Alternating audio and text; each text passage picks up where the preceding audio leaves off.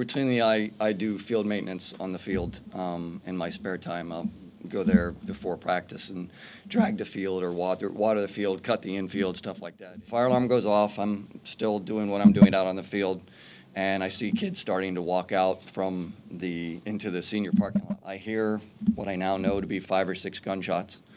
At first, I honestly thought they were fireworks.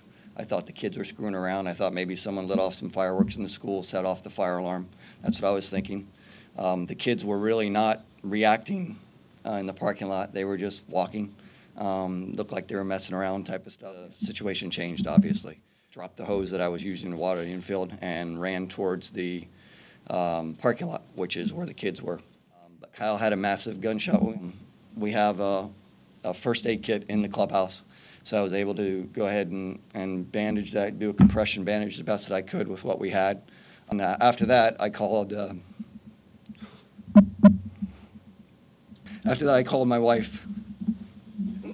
Thank you. And luckily, I was able to get a hold of her. My wife and my son, who are on opposite ends of the school. My son was out on a bathroom pass, and my wife was in planning inside the girls' locker room. They're my family. Not only my family, my personal family, but the Douglas people. You know. Those are kids that, and teachers and staff that I've known for years. My wife's the assistant athletic director who works hand in hand with Chris Hickson, who lost his life. Feist was my son's football coach. So it comes on a different level for me.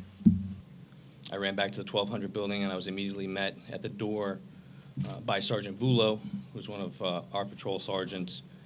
He had an injured boy he was helping carry out. He's a 14-year-old student. He just told me he's been shot a bunch of times to take care of him. I was trying to get him where the fire department was working, but he said he couldn't breathe.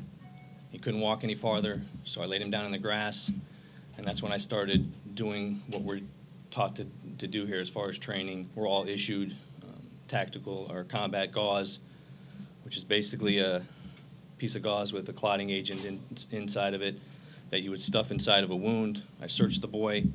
I found an injury to his lower back, his upper shoulder, I think a shrapnel wound to his arm, and a gunshot to his thigh. I stuffed the one in his back was the worst. I stuffed the combat gauze inside that and put another piece of gauze on top of it. When we entered, we automatically identify who we are. That's the first thing we do. When we did that, you saw all the kids rise up off the floor, come from around the corner, peek, just to make sure that, yes, here comes rescue.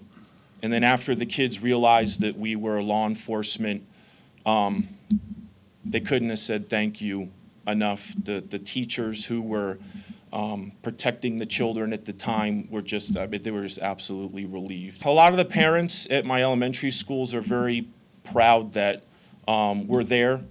They've been thanking us for what we did at the scene. So it's been very emotional and very touching. A lot of the kids will come up and say, officer, thank you. They'll hug you, and it's a great feeling. Policemen, we have a different filter than most people. But as you can see, this one's pretty tough. You can't get rid of this one. This will be with me forever.